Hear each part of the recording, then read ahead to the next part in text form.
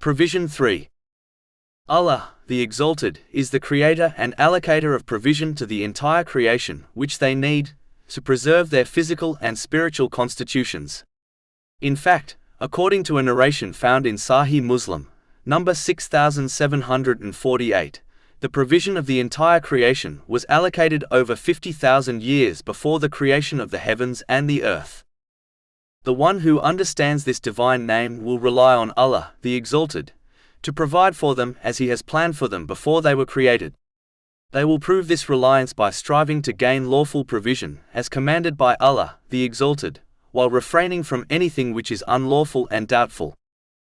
It is important to note that as people require physical provision in the form of food and drink, similarly, the soul of a Muslim requires provision also. This provision strengthens it and leads it to eternal bliss. This provision is in the form of sincere obedience to Allah, the Exalted, which involves fulfilling His commands, refraining from His prohibitions, and by facing destiny with patience.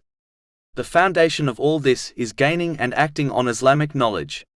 Therefore, Muslims should strive to gain this important provision of the soul, as well as provision for their physical body. Two elements should be remembered in this respect. Do not exert unlawful and unnecessary efforts in gaining one's guaranteed provision. And do not misuse or waste the provision one gains. A Muslim should act on this divine name by fulfilling their duty by providing for their dependents according to the teachings of Islam. This includes providing them with both physical and spiritual provision through education. A Muslim should also do the same for the needy according to their capacity, without fearing poverty for themselves. They should remember the narration found in Sunan Abu Dawood, number 4893, which advises that Allah, the Exalted, will fulfill the needs of the Muslim who takes care of the needs of others.